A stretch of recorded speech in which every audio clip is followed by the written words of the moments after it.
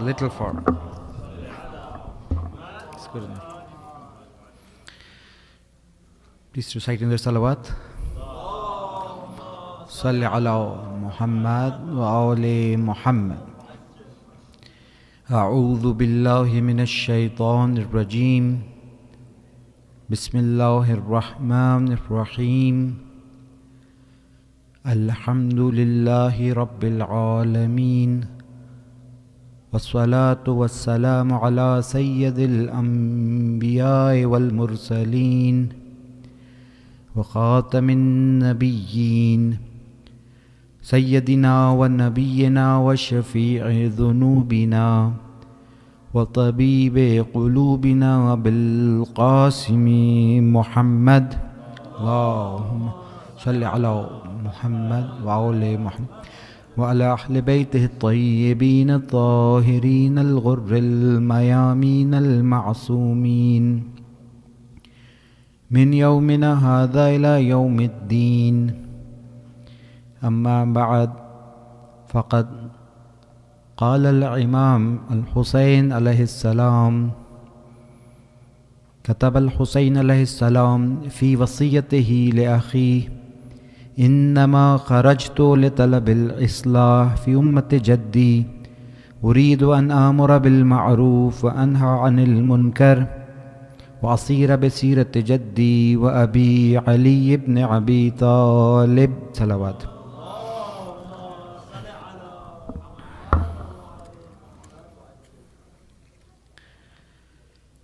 None of us do anything without a purpose. Whatever we do in life, there is a purpose behind it. Without having an objective, without having a purpose, movement cannot take place. You decide to go to a place, it is only then that you stand up and you start walking in that direction. You decide to choose a profession, you decide to become a doctor or an engineer, it is only then that you start working towards that direction.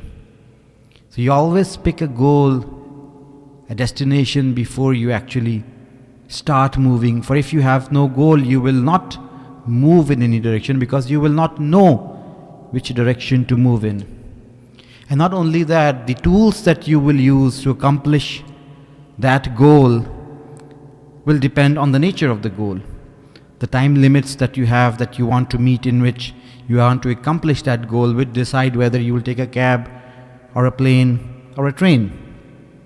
So all of these, your eventual goal and the constraints and the limitations that you have a direct effect on the tools that you will use, the direction in which you will move. The same goes with your goals in life. The goal that you choose in life will decide which state you choose to live in, which university you decide to go in, which family you decide to marry in, the profession you choose, the company you choose. They will all have an effect. They will all be affected by the goal you have for yourself in life. And generally, as I was mentioning yesterday, we measure success and failure in our societies by individuals being able to fulfill that goal that they have chosen for themselves. So if you've chosen a goal for yourself as to become a doctor or a billionaire or a scientist, and you're able to accomplish that goal, you're able to achieve that goal, we generally consider ourselves to be successful. This is how we define success. But this is not how Islam defines success. If we are unable to accomplish that goal, we think that we have failed. If we accomplish that goal, we think that we have succeeded. A person who dreams of having a house, for example, at the end of his life, he is able to build a house for himself. He thinks, I've had a successful life. But this is not how Islam looks at success and failure. Let me give you an example. If a person decides, for example, let's look at the people at the time of the Holy Prophet, those who were planning to fight the Holy Prophet in those days, who came to fight the Holy Prophet in Badr or in Uhud, they had an objective in mind, they had a goal in mind. if they were able to accomplish that goal, would they truly be successful people? From an Islamic point of view, would that be success for them? Even if they were able to accomplish what they wanted to accomplish, that would not be success. Rather, that would be eternal failure. Shaitan, for example, did not want to do sajda to Allah subhanahu wa ta'ala. That was one of his things that he wanted to avoid, and he was able to avoid it by not bowing to Allah subhanahu wa ta'ala. So he accomplished what he wanted to do. Was that eternal success for him? That's eternal failure. Yazid wanted Imam Hussein alayhi salam to do bay'ah, or he's going to kill him. So he was going to implement one of the two options that he had given Imam Hussein alayhi salam. He apparently succeeded in killing Imam Hussein alayhi salam. So according to him, objectives met. But is that what true success is? No. So what is true success then from an Islamic point of view? Because we all want to succeed in life. We all have this desire to be successful. So then what is true success? True success is not just having a goal and working towards that goal and being able to fulfill that goal. True success is having a goal that is right, having a goal that is divine, and then working towards that goal. And if you're able to accomplish that goal, only then you can call yourselves to be successful. For if we do not choose that divine goal, we have a goal that is not lofty, that is not ali, that is not great, that is not worth pursuing a goal. And even if you're able to pursue it, even if you're able to achieve that, you have not succeeded. You have failed. The divine goal that Allah subhanahu wa ta'ala has set for all of us, what is that? We need to know the purpose of our creation. Why did Allah subhanahu wa ta'ala, just as we do not do things without a purpose, Allah subhanahu wa ta'ala, the creator of this universe, also does not do anything without a purpose. So what is the purpose of creation? Why did Allah subhanahu wa ta'ala created this universe? Why did Allah subhanahu wa ta'ala created us individuals? Why did Allah subhanahu wa ta'ala send down the prophets, the revelation, the books, the imams? If we know the purpose of creation behind this universe, behind ourselves, only then we can choose that to be the goal of our lives. And if we can accomplish that goal, only then we will be at the station of Fawz Azim. We will be at the station of success, the great success that we all desire. Nobody wants to fail in life. Nobody wants to be a failure. But most of the people end up being failures because they do not have the ma'rifah, they do not have the understanding of the goal for which we were created. What is the purpose of our creation? وَمَا خَلَقْتُ الْجِنَّ وَالْإِنسَ إِلَّا لِيَعْبُدُونَ. Allah subhanahu wa ta'ala says in the Holy Quran that I did not create the jinns and the humans except for the reason that they should worship me. So the purpose of our creation is the worship of Allah subhanahu wa ta'ala. And yesterday I mentioned that worship of Allah subhanahu wa ta'ala cannot take place if we do not know Allah subhanahu wa ta'ala. One of the prerequisites of worshipping Allah subhanahu wa ta'ala is knowing Allah subhanahu wa ta'ala. Amirul Mu'minin alayhi salam in Nahjul Balagha, the very first khutbah, he says, Awwaluddin ma'rifatuh. The first and foremost in religion is the ma'rifat of Allah subhanahu wa ta'ala. For without ma'rifah, Allah cannot be worshipped. So ma'rifat, the purpose of our creation is worshipping Allah subhanahu wa ta'ala. And the prerequisite for worshipping Allah subhanahu wa ta'ala is ma'rifah. That is why in one of the traditions, one of the sayings of Imam Hussain al-Islam, he says Allah did not create his servants except illa liya'rifuhu, that they should know Allah. This is the reason why we were created. And the Imam Hussain al-Islam then in the very next phrase says, فَإِذَا عَرَفُوهُ عَبَدُوهُ. Once they know him, they will worship him. So we need to have this ma'rifat of Allah subhanahu wa ta'ala. We need to understand the purpose of our creation. Only then we will be able to explain the creation of this universe. We will be able to see wisdom behind the creation of this universe, and we are able to see the wisdom behind divine legislation as well. You want to see wisdom behind divine legislation, because if we know the purpose of our creation, then all the actions of Allah subhanahu wa ta'ala, this universe, the creation of this universe is an act of Allah subhanahu wa ta'ala. One of our scholars, Ayatollah Jawad Amuli, he says Allah subhanahu wa ta'ala has two books. The book of creation, which is this dunya, this is world around us, this universe around us. This is the world, this is the book of creation. And then he has the book of legislation, the Holy Quran that we have in our hands. That talks about the law of Allah subhanahu wa ta'ala. These are the laws for which punishments have been legislated, reward has been legislated. Then there is another book, the book of creation, which describes the laws of nature. The laws that a scientist discovers are the laws of nature. So a scientist, in other words, is delving in the book of creation and he wants to discover the laws of nature. A physicist, a chemist, a biologist, what is he doing? He's trying to discover the laws of nature. Who made them? Who made these laws? Allah subhanahu wa ta'ala. So the job of a scientist is to discover the laws of nature. What is the job of a faqih? What is the faqih involved with? He's not involved with the book of creation. He's involved with the book of legislation.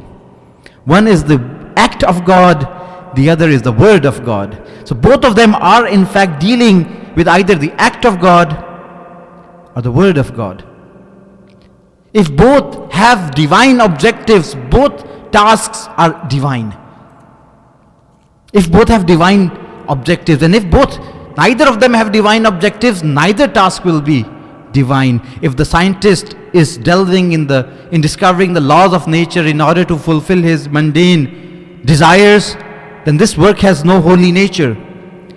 And in the same way, if a faqih is delving in discovering the laws of nature, laws of legislation, so that he could establish his superiority over others, this kind of work has no divine worth and value.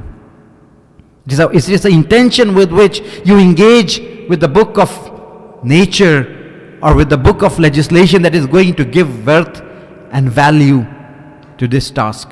So whatever Allah subhanahu wa ta'ala has done in this universe, and let me also point out this fact, that when we look at some of the laws that the faqih tells us, one of the objections that is raised is that this law is difficult. If this law if the fatwa would have been like this, life would have been easier. We hear that a lot of times in different communities, that this verdict of the mujtahid is different. Why can't he change it? Why can't he deliver a verdict that is easier for people to follow? We have to realize how the hands of the faqih are tied, just as the hands of the scientist are tied. Can the scientist change the value of the small g, the gravity, or the capital G that you have in the Newton's laws? The value of g, small g, those who've learned physics, is 9.8, right? Can the scientist change that? Maybe life would become easier if he suddenly changes that from 9.8 to 11. Does he have the option? Does he have the flexibility of changing that? What is the job of a faqih? The job of the faqih is not to make laws of nature. The job of a scientist is not to make the laws of nature. The job of a scientist is to discover the laws of nature. He has to discover them, and whatever he finds out, he tells you. He cannot change them. His honesty lies in the fact that he discovers them and he tells you, this is what I've discovered. These are the laws of nature. If you want to succeed in life, if you want to send a rocket in space, you'll have to follow these principles. And if you follow them, you will be able to send a space mission. Otherwise, you would not be, you will fail. So your success in this worldly life depends on aligning yourselves with the laws of nature. Any successful mission will only succeed if you align yourselves with these laws of nature. The same holds true for the book of legislation. The job of the faqih is not to make laws for you. The job of the faqih is to discover the laws that Allah subhanahu wa ta'ala has already legislated in the Holy Quran. His hands are tied. He does not make laws for you. His honesty lies in the fact that he discovers them and he tells you, these are the laws that I've discovered, whether you like it or not. But if you want to succeed in your spiritual life, you'll have to align yourselves with those laws that Allah subhanahu wa ta'ala has legislated. He cannot change them to please me and you. And that is where his honesty lies. If he was to change these laws in order to suit people, people would be happy, yes. But then he would be dishonest in his profession. And all spiritual missions would fail. So we need to understand that the faqih, his hands are tied just as a scientist, his hands are tied. They are both in essence doing the same thing. One is engaging with this universe, trying to discover the laws that Allah subhanahu wa ta'ala has created for this universe. And the other is delving in the book of Allah subhanahu wa ta'ala, the book of legislation, in order to discover the laws that Allah subhanahu wa ta'ala has legislated for us. And once we know, and if we are aware of the purpose of our creation, we can better appreciate the book of creation and the book of legislation. Knowing the purpose why Allah created this world in this manner. For if we do not know the purpose of the creation of this world, we will object to each and everything in this dunya that we see in this dunya. For example, if a person was to come to this hall thinking that this hall has been set up for a football match, and as soon as he walks in and he looks at this arrangement, he's going to object. Why do we have this partition over here? Why do you have a speaker over here? Why do you have a carpet on the floor? We wanted to play football. Where are the goalposts?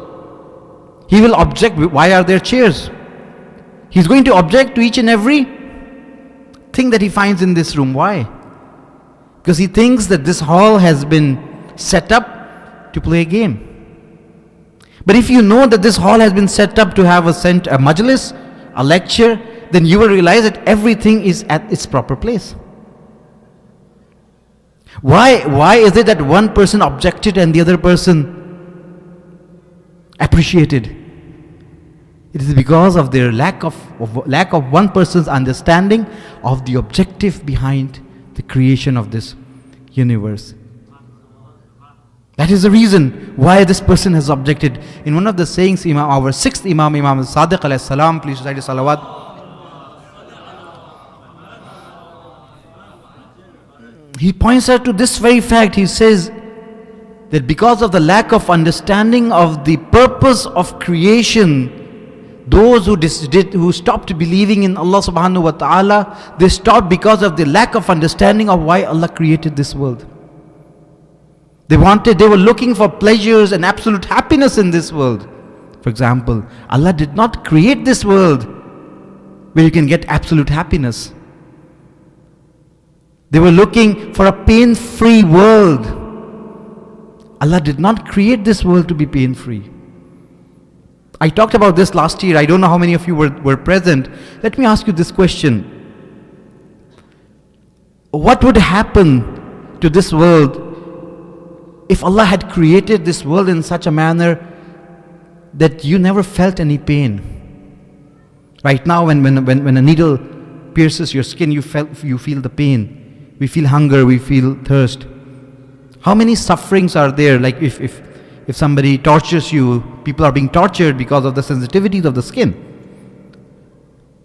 Imagine if Allah subhanahu wa ta'ala suddenly took away the sensitivity of your skin, then nobody will feel any pain. Nobody will suffer the pangs of hunger, for example, because you cannot feel hunger. You'll not feel any pain.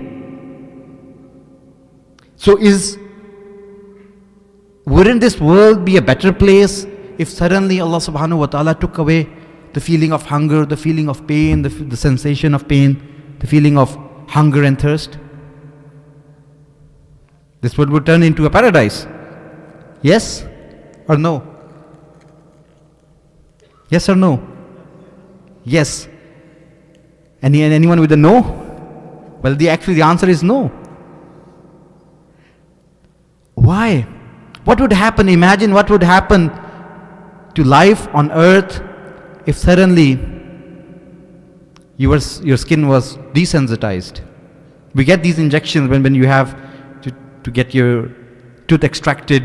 Sometimes you're given an injection which desensitizes your gums, and you do not feel, and you lose all sensation for a few hours. Has it happened to you? There is this risk that you might chew on your tongue.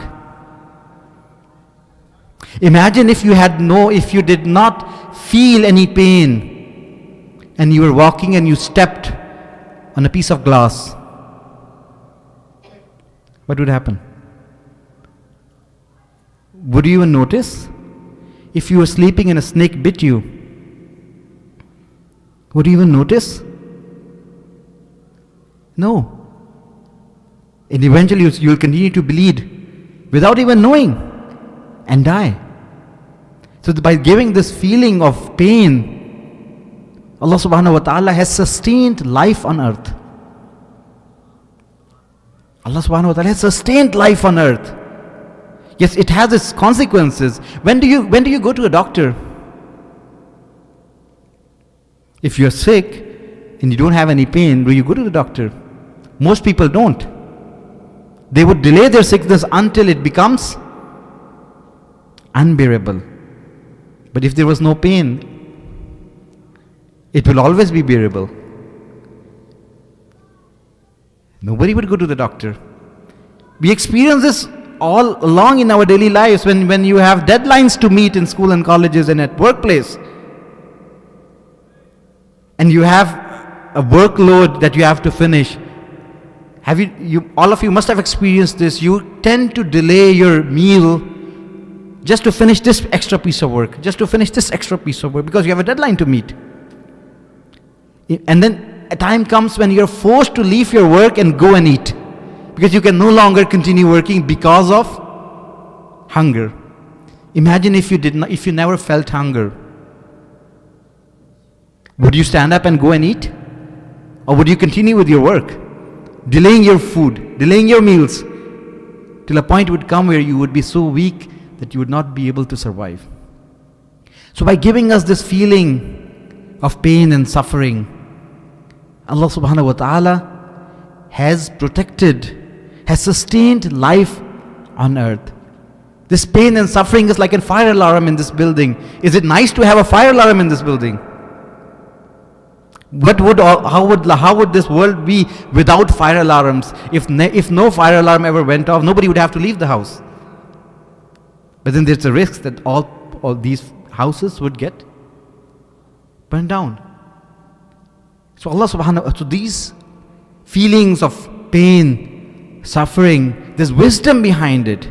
The wisdom is sustaining life on earth. That is one of the wisdoms behind it. There are other wisdoms behind it, which, if time permits, we will uncover them. But this explains those who look at this life as the only life that they have, and when they look at pain and suffering, they object to the divine wisdom. They object to the knowledge of Allah subhanahu wa ta'ala. Why did Allah create this world with pain and suffering if He is so merciful? We have heard this objection many times. If Allah is so merciful, why so much pain and suffering? The reason that we have pain and suffering is because Allah is so merciful. The reason we have pain and suffering is because of His mercy. For if He was not merciful, we would all die. And there was a research, one of my friends was mentioning, that there is a disease in which people lose sensitivity of their skin. They become insensitive. And the average lifespan of those people is 21 years. They're not able to prolong their life more than that, because they have become insensitive. So by giving us these sensitivities, Allah subhanahu wa ta'ala has guaranteed life on earth, because there's a purpose that Allah subhanahu wa ta'ala wants to fulfill. So again, coming back to the main subject that I have, that knowing the purpose of creation of Allah subhanahu wa ta'ala, we will able to better appreciate the wisdom behind and the way this world has been organized. And on a similar basis, knowing the purpose of our creation, we can better appreciate the divine wisdom behind the laws that Allah subhanahu wa ta'ala has legislated. For if we do not know that purpose, you cannot judge these laws of nature and these laws of legislation if you do not have that purpose in mind. Any law, just as in the beginning I mentioned, if you want to go to a certain place, it dictates the types of tools you will use, it dictates the timing of your decisions, it dictates the direction in which you will move. Everything is dictated by the goal you have in mind. Similarly, the goal that Allah subhanahu wa ta'ala has in mind will dictate how He creates this world. That will dictate how He legislates the laws. Because those laws are geared to move all of us in the direction in which He wants us to move. There's a saying in one of the books, Fiqhul Farsi, the author says that all the prophets of Allah subhanahu wa ta'ala, all of them worked towards the protection of 5 major objectives. Till now we were talking about the laws of nature and how Allah created this universe and the divine wisdom behind this creation. Another example, let me give you another example before I move to the laws of legislation. There is this diversity. When you look around in this world, you find diversity. Some people are tall, some are short, some are sick, some are healthy, some are poor, some are rich. And this point is important for those who have kids. When it comes to the tarbiyat of our children, these examples serve as excellent examples to impart lessons of tawheed, lessons of aqaid to our children. When Hazrat Adam alayhi salam was created, he was shown his entire offspring. Allah showed him all of his children till the day of judgment. He looked at them and he said to Allah subhanahu wa ta'ala, I have a question to ask. Can I ask a question? Allah subhanahu wa ta'ala gave him the permission to ask the question. He said, when I look at my offsprings, there's so many, but I see diversity in them. Some are tall, some are short, some are poor, some are rich, some are black, some are white, some are skinny, some are thin, some are fat. So I see all this diversity. If you had created all of them alike, if all of them were created the same way, same size, same height, same weight, same bank balance, same job, everything was the same, they would not fight each other. They would not be jealous of each other. Because everybody has the same thing. Nobody becomes jealous because the other person has 2 eyes. Have you ever had feeling of jealousy because somebody else has 2 hands? Or because somebody else breathes the same air that you do? No. Why does one become jealous? What is jealousy? Jealousy is defined as the desire that a blessing that someone else has be taken away from them. ये आरज़ू करना कि दूसरों की नेमत ज़ाया हो जाए. This is called jealousy. So, and generally we have jealousy because we feel jealous because we don't have something and someone else has a blessing of Allah. So instead of praying that Allah blesses us with the same blessing, we pray that this blessing be taken away from the other person. So this feeling that the blessing be taken away from the other person, or sometimes I want this blessing to be limited to me, this feeling is called jealousy. So Adam alayhi salam was asked Allah subhanahu wa ta'ala this question, where then, that if everybody was created alike, meaning no diversity in creation, in human creation, people would not be jealous of each other. They would not fight each other. Allah subhanahu wa ta'ala replied, there is wisdom behind divine creation, behind me creating this dunya in this manner. And the wisdom behind is that it goes back to the purpose of creation. He said, when the rich will look at the poor he will realize that this richness, this wealth that I have is a blessing from Allah subhanahu wa ta'ala. And just as he has been deprived of that blessing, Allah subhanahu wa ta'ala can take this blessing away from me. And as a result, he will pray to Allah subhanahu wa ta'ala, he will raise his hands in prayers, "Oh Allah, please do not take this blessing from me." When the poor, he will look at the rich, he will realize that Allah can bless me with the ni'mah just as he blessed this person. He will raise his hands in prayer, "Oh Allah, please bless me with this ni'mah." When the healthy looks at the sick, he will pray to Allah, "Allah, do not make me sick." When the sick looks at the healthy, he will pray to Allah, "Allah, please bless me with the ni'mat of health." So when they will look at this diversity, someone will have something and someone will be deprived of something, all of them will turn to me and all of them will have my name on their lips. All of them will call, "Ya Allah." All of them will turn towards me. And this is the purpose of our creation. The purpose of our creation is to establish the connection between the created and the creator. That is the purpose of our creation.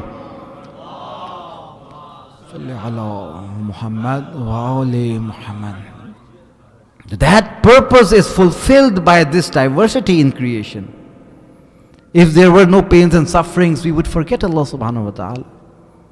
So all this divine creation is geared to fulfill the purpose of our creation. And if it fulfills that purpose, that is how you define and measure success. If your actions are geared in that direction and they're accomplishing the purpose for which they were created. Now the same goes with divine legislation. The laws that Allah subhanahu wa ta'ala has legislated, they are also in the same direction. They are pushing people towards the very purpose of the creation. وَمَا خَلَقْتُ الْجِنَّ وَالْإِنسِ إِلَّا لِيَعْبُدُونَ, to worship Allah subhanahu wa ta'ala. That is how these laws have been created. And if you want to measure the success of Islamic laws, do not compare them with Western standards or other standards. For these other standards might have different objectives behind it. You can only evaluate any law by comparing it with the purpose for which it was legislated. That defines whether this law is successful or it fails. The legislation of divine laws is not that humans should be free from everything, including Allah subhanahu wa ta'ala. No. That might be the purpose or the ideology in certain parts of the world, that we want freedom from everything. Even Allah subhanahu wa ta'ala, I want to be free, I do not want to be under the rule of anyone. That is not what Islam says. The freedom that Islam promotes is that you should be free from everything that is created, not the creator. In fact, you cannot free yourself from the creator. You cannot break your link with the creator. You are completely dependent on the creator. Just like your shadow. The shadow completely is dependent on you. The shadow cannot run away from you, can it? The shadow cannot run away from you. It will always be with you. It will always stay with you. Its wujud, its existence depends on your existence. If there is shadow, it means that you are there. And we are all, in a way, works of Allah subhanahu wa ta'ala, shadows of manifestations of His divine attributes at certain levels. And as long as we are there, this is proof that Allah subhanahu wa ta'ala is there.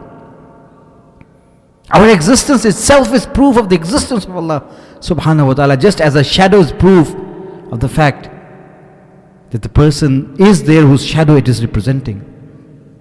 But obviously at different levels, we all have different levels of manifestation based on how much we are fulfilling the purpose of our creation. And whoever fulfills this purpose of creation becomes worthier. And if a person does not fulfill his purpose of creation, you create a mobile, but if it does not fulfill the purpose it was created for, if it does not make a call, if it calls the wrong numbers, it doesn't store, it doesn't take the right picture, what do? You throw it away. You throw it in the dustbin. You throw it in the garbage can. So Allah subhanahu wa ta'ala also has a garbage can. Yes, He has a garbage can. It's called hell. Those who don't fulfill the purpose of the creation at all, that is where they belong. That is where they deserve. And Allah subhanahu wa ta'ala throws them. That is not why He created us. That is not why He created us. He created us so that He could take us to heaven. And that is why He created the hell as well.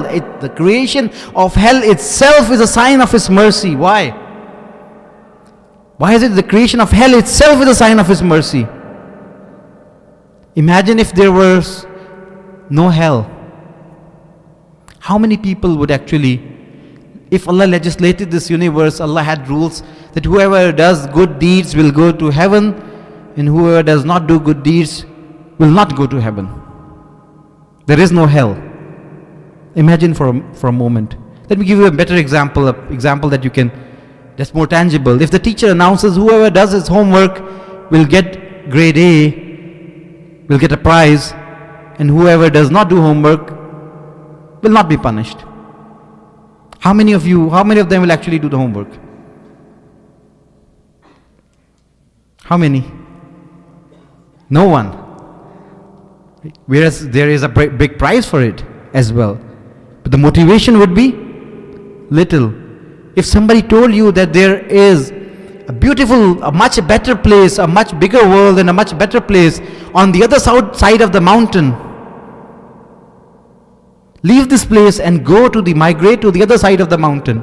How many of these people will actually leave this comfort of their homes and migrate and go to the other side of the mountain to enjoy that better, bigger place?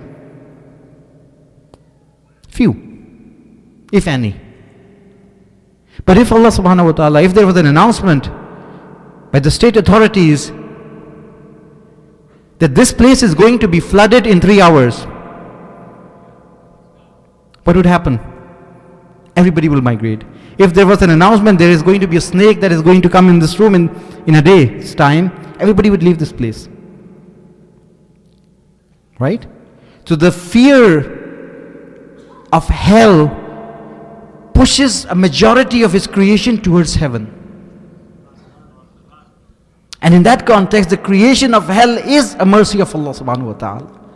Because a lot of the people will end up in heaven because they were afraid of the fire. A lot of people end up doing their homework because they fear the punishment, not because of the prize. These are different levels of creation. Amirul Mu'minin alayhi salam has pointed out there is a nation that worships Allah subhanahu wa ta'ala fearing the hellfire. He says, Tilka ibadatul abid, that is the worship of the servants. He still calls it worship. There still is value to this ibadah, this worship that people do, fearing the hellfire. Obviously it has its own level, but then there's a higher level of worship. There's a nation who worships Allah subhanahu wa ta'ala rahbatan. And the second group, raghbatan, who worships Allah hoping to get into heaven. Imam says, Tilka ibadatul tujjar. This is the worship of the businessmen, of the traders. They're trading their amal, their deeds in return for Jannah. Then he says there's a group of people who worship Allah because they find Allah subhanahu wa ta'ala worthy of being worshipped. Tilka ibadatul ahrar. This is the worship of the free people. So the concept of freedom that we have in Islam is not freedom from everything. Imam says, Tilka ibadatul ahrar. This is the worship of the free people.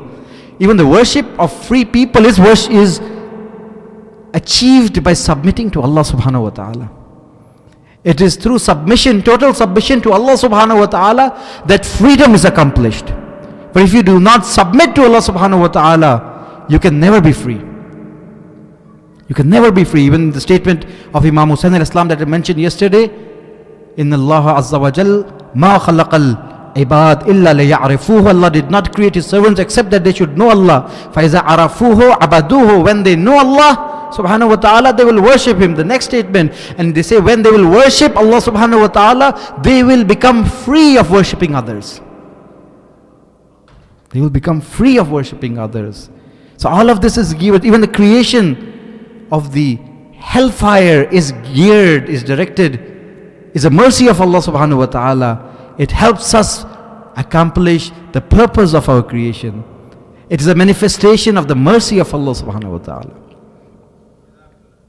It's a manifestation. We need to understand that. Our kids need to understand that. All of us need to look at this dunya from that perspective. For if we do not look at that perspective, we will find objections in this dunya. There was this person who entered a shop and he saw a glass put up that was placed upside down. So he picked up the glass and he said, it's a beautiful glass, but it has two objections. He said, what are the objections? He said, first of all, there's a hole at the bottom.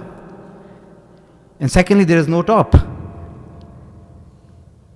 So there are two major objections. So the owner took the glass and he said, turned it upside down and said, now how do you find it? He said, it's perfect. So the way you look at this world, it is the way you look at this world. If you're looking at it upside down, you'll find objections. But if you fix your worldview, if you fix the way you'll see at things, you'll realize that this world is perfect. Fulfilling the purpose of its creation, that is why it was created. The same goes with the divine laws of legislation. In the book, the author says that all prophets of Allah subhanahu wa ta'ala worked towards the protection of 5 major things. That is why all laws have been legislated. And in order to measure the success of those laws, you have to keep these in mind. The first thing that all prophets worked towards the protection of was religion, Tawheed. Only Allah be worshipped on the face of earth. And he says that is why the punishment of apostasy was legislated. That only Allah subhanahu wa ta'ala be worshipped on the face of earth. The second thing towards which all the prophets worked towards the protection of was the preservation and protection of aql, intellect. Because it is through intellect that Allah subhanahu wa ta'ala will be worshipped. For one who has no intellect has no religion.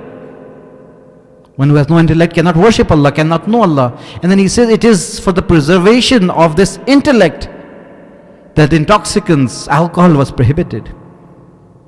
The punishment of consuming alcohol is so severe, so that because Allah wants this blessing of Allah that He has blessed all of us with, which helps us fulfill the purpose of our creation, be preserved. So when you look at these laws and you look at the punishment that Islam has legislated, they have been legislated to fulfill a purpose.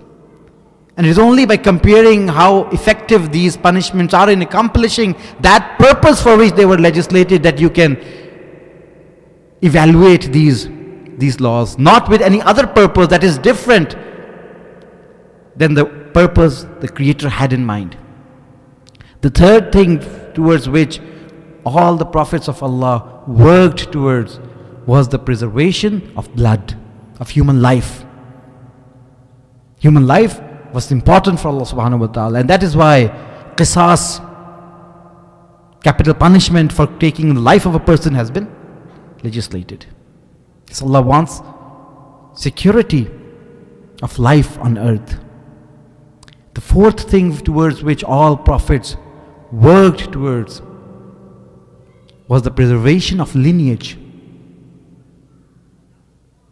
the social fabric of the society. Families should stay intact, and that is why the punishment of adultery was legislated. For if that was not legislated, families, the social fabric of the society will get destroyed. No one would know who is the son and who is the father and who is the mother and who is the daughter. In order to preserve that family structure, and we see in communities, in societies where these laws are not implemented or these laws are not there, the social fabric of the society has been destroyed, has been damaged. People don't know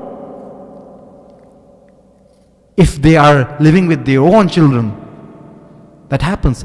So Islam wanted to preserve this lineage, this family structure. That is why the punishment of adultery has been legislated. And the final thing towards which all prophets worked towards was financial security.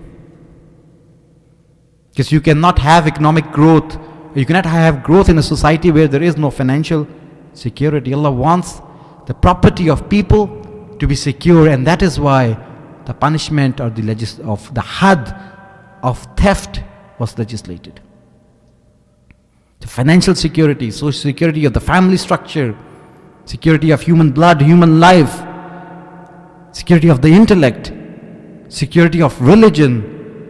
These 5 objectives towards which all of the prophets worked towards. So it is important to keep this objective in mind and realize that these laws, the laws of legislation and the laws of nature, are all working towards these goals. And the same goes again, if we do not know these goals, we will object. The same goes with the goals and objectives of Imam Hussain alayhi salam. In order to decide, in order to evaluate his mission, in order to see how successful his mission was, you have to know the goals and objectives of Imam Hussain alayhi salam. What goals were there that he had in mind? What were the goals that he wanted to accomplish? Only then those goals are going to determine the steps and the tools that he's going to use. Why did he take his family with him? If you know the goal that Imam Hussain alayhi salam had in mind, you can easily explain why he took his family with him, why he took his children with him, why he took the daughters of the Holy Prophet with him. Why did he move to Mecca? If you know the goal that Imam Hussain alayhi salam had in mind, why did he go to Kufa? Why did he give up everything? Why did he lay his life, his companions, his family, everybody? If you know the objectives of Imam Hussain alayhi salam, only then you will be able to appreciate. But if we do not know those objectives, then we will not be able to appreciate. Rather, we might object to the movement of Imam Hussain alayhi salam, to the methodology, to the strategy that he adopts. It happens. If you do not know the objective, you might object. Why is it that Imam Hassan alayhi salam chose to do sulh, to do peace, and Imam Hussain alayhi salam chose to fight? What is the reason? Is it because Imam Hussain alayhi salam was a warrior and Imam Hassan alayhi salam was a peace-loving person? Is that the reason? Then what is the reason then? Why is it that he acted differently and he acted differently? Why is it that Imam Hussain alayhi salam took this path? What was it that he had in mind? Did he wanted to become the ruler of the Muslim Ummah? No? Yes? No. But what then, why is it that in the palace of Walid bin Utbah, when he was asked to do bay'ah, what did Imam Hussain alayhi salam say? He said, Ayyuhal Amir, inna ahlu bayt al-nabuwa wa ma'adin al-risala. We are the ahlu bayt al-nabuwa, we are the minds of risala. Wa mukhtalaf al-malaika. We are the place where the malaika descend. Wa bina fatah Allah wa bina khatama. And with us Allah started everything, and with us Allah will end everything. He introduced himself, his virtues, and then he said, wa Yazid rajulun fasiqun sharibul khamr qatilun nafs al-muharrama mul'anun bil fisq. Whereas Yazid has these vices. He is a qatil, he drinks, he kills the nafs muhtarama.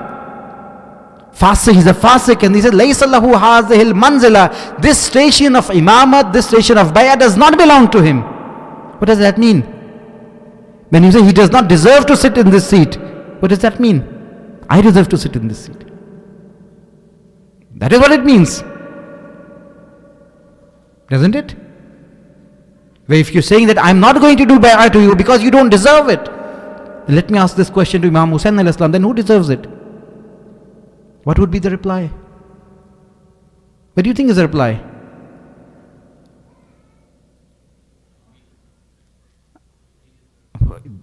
He's saying, ana inna ahlu bayt al-nabuwa wa ma'adin al-risala. We've been commemorating Imam Hussain alayhi salam and his movement for so long, but very seldom do we think about these points.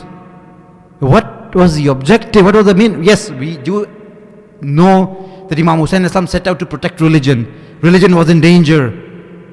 Yazid has taken over. Yazid had taken over. The situation of the Ummah was very weak. If he did not come out and if he did not step up, the religion would have been destroyed. But if you analyze the statements of Imam Hussain alayhi salam, let me ask you this question. The state of the Ummah that the Ummah was in, did that happen as soon as Yazid took over? Or that was the state before even Yazid took over?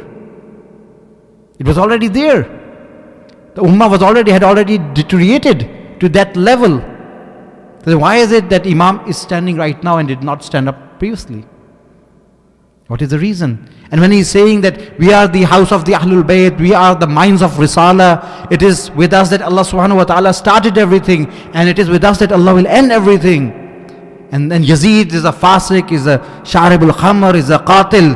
This station does not belong to him. Laysa lahu hadhihil manzila, this manzila that he wants me to endorse, does not belong to him. But then let me ask this question, then who does it belong to? Obviously the answer you're going to get, it belongs to us. He's already introduced himself as being qualified for this station. And then he said, Misli, laysa yuba'u mislah. The likes of me will never do the bay'ah of the likes of him. So it seems that Imam is announcing his eligibility for this station of Hukuma, the station of ruling over the Ummah. When the people of Kufa had written letters to him, why were they inviting Imam Hussain alayhi salam? Why were they inviting Imam Hussain alayhi salam? What was the content of the letters?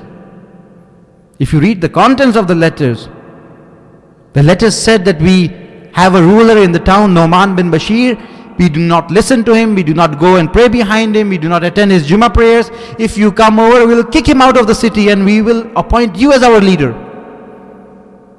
These were the letters that were coming to Imam alayhi salam before he decided to send Muslim bin Aqil alayhi salam. And Muslim bin Aqil took bay'ah from the people for this very reason. If the Imam comes, are you going to support him? Support him for what? To be their leader, to rule over them. So now let me ask you this question. The Imam Hussain Islam moving towards Kufa. Why was he moving towards Kufa now?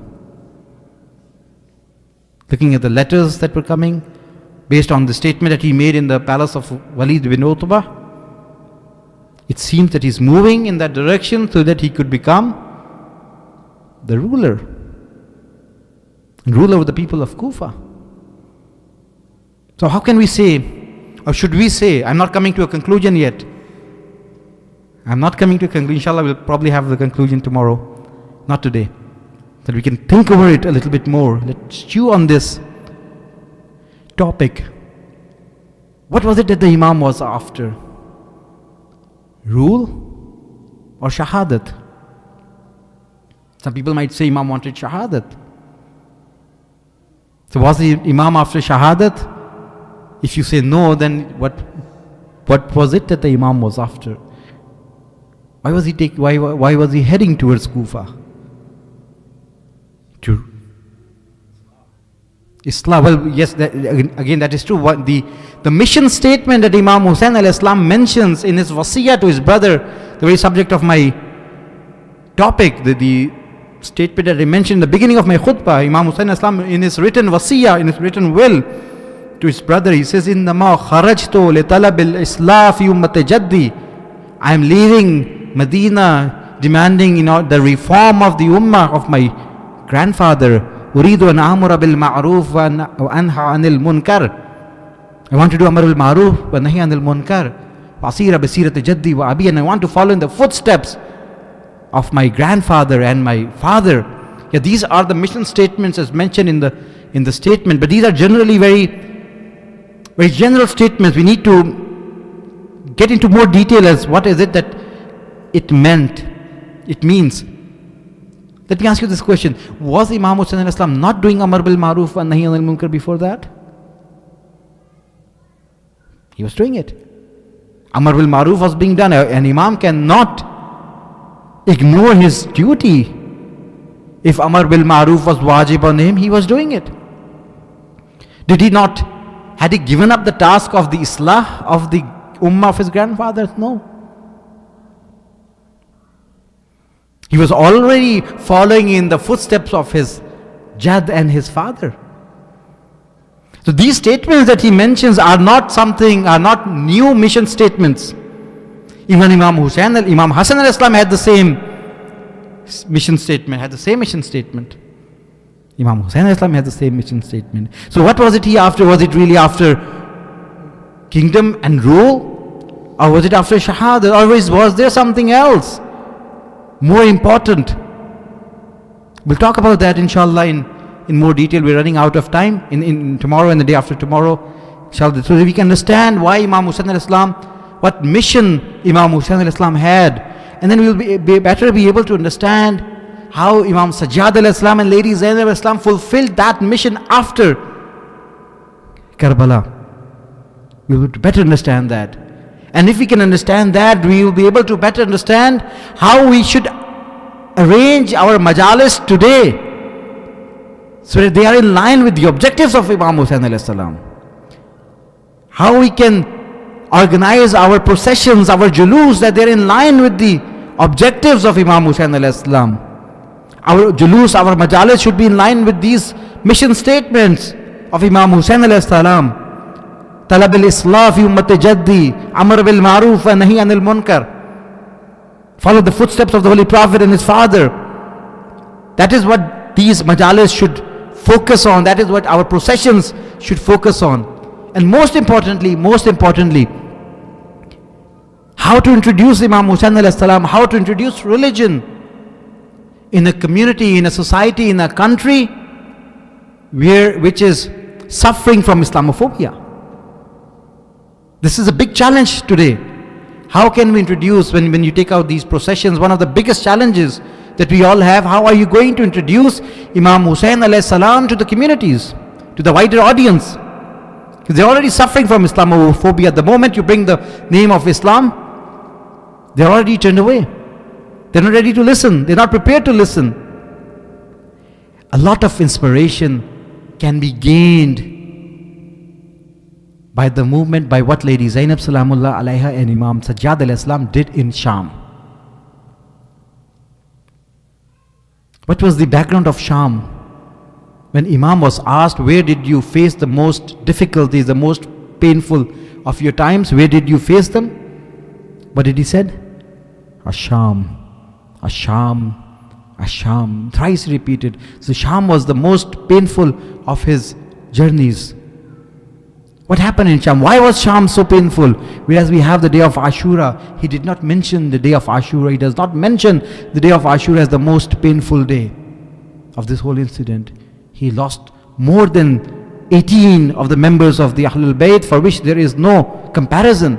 But he does not call that as the most painful day. He says Asham, Asham, Asham. There is a history behind it. We're running out of time. I'll talk about this history tomorrow. Why is it that Sham was so painful for Imam Sajjad al-Islam? Because the people in Sham were suffering from Ali phobia. They were suffering from Ali phobia. They were trained in such a way, they were brought up in a manner that they thought that Imam Ali alayhi salam is the enemy of Islam. They were not willing, they did not want to listen or accept Imam Ali alayhi salam as anything less than the enemy of Islam. And they were ready to welcome the captives, thinking that they were the enemies of Islam. This is what makes Sham a very difficult station for the Ahlul Bayt. And imagine the daughters of the Holy Prophet Imam Sajjad al-Islam entering a city where it has been declared that it is Eid day today. Why? Because the traitors of Islam have been captured and they are being brought into the city. It was declared a day of festival. People are celebrating. Drinks are being served in each corner of the street. When there is a day of festivity, imagine what the atmosphere is in that city. And things that are served are generally the things that the ruler likes, and you know what kind of a ruler Yazid was. So you can make a very educated guess as to what was being served in each corner of the street, in every corner of the street, and how people were celebrating, and how they waited the captives to be brought in. In certain traditions it is said that it was the first of Safar when this caravan reached the city of Sham. As they approached the city of Sham, Lady Kulthum went to Shimr with two requests. She said, I have two requests to make. He said, what are those requests? She said, the city of Sham has many gates. Please do not make us enter from the gate which is the most crowded of all. And the second request is that the heads of the Shuhada, the spears, the soldiers who are carrying the heads of the Shuhada, they are very close to the daughters of the Holy Prophet. I request you, please make a separation, separate these heads from the daughters of the Holy Prophet, so that when they are separated, people will get distracted. They will look at the heads of the Shuhada and they will not stare at the family of the Holy Prophet. These two requests Lady Kulthum took to Shimr. He did not accept any of them, and he forced the Ahlul Bayt to enter the city from the most crowded gate. These were the things that made the station of Sham, that made the journey of Sham one of the most painful journeys from Imam Sajjad alayhi salam.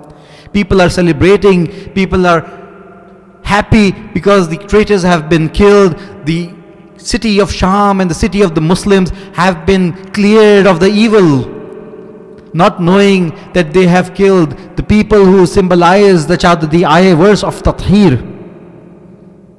One of the companions, this is an incident of Sham, that one of the companions of Imam Sajjad alayhi salam was in that city of Sham. He was there, and when he looked at the captives, he realized that these are not ordinary people. There he sensed that noor on the face of Imam Sajjad alayhi salam. He closely looked at Imam alayhi salam and he recognized that this is my Imam here in Sham, in this state. He came close to the Imam and he said, oh Imam, I have recognized you. You are my Imam Sajjad alayhi salam. I don't know what conversation took place, but I can imagine that the first question this person would have asked, he would have asked, oh Imam, what happened to you? Why are you in this state? Where is Janab Abbas? Where is Ali Akbar? Where is Imam Hussain alayhi salam? And my mind says, my heart says that the Imam would have replied that they are also with me, they are together with me. And he would say, but I don't see them. The Imam would have pointed toward the spears and he said, do you see that spear? That spear, the head on that spear is the head of my father. The head on that spear is the head of Ali Akbar alayhi salam. He says, oh Imam, is there anything I can do for you in this strange land? You are a stranger in this city. Is there anything that I can do for you in this place? The Imam said, yes, there is one thing. If you can go and talk to these soldiers, if they can take these heads away from the daughters of the Ahlul Bayt. Right now people will stare at the heads, then they look at the heads of the uncovered heads of the family of Ahlul Bayt. If they can be separated, that would be a favor that you would do on me. He said, okay, I will try. He went to the soldiers. Luckily he happened to know somebody in those ranks. He talked to them and it happened. The heads were moved away from the family of Ahlul Bayt. He returned to the Imam. Oh Imam, I have done that. This has happened. Is there anything else I can do for you? The Imam said, just one more thing. This chain in my neck, this is hurting me a lot. If you can find a piece of paper, a piece of cloth, if you have a piece of cloth, kindly put that piece of cloth between the chain and my skin. It will provide me with some comfort. He said, I found a piece of cloth and I stood at a higher up, at an elevated place, and as soon as the Imam passed by me, I lifted the chain and I placed the cloth beneath the chain. As soon as I lifted the chain, I realized that their blood was dripping from the neck of Imam Hussain, of Imam Sajjad alayhi salam. Ala lanatullahi alal qawmi adh-dhalimin. Matam Hussain.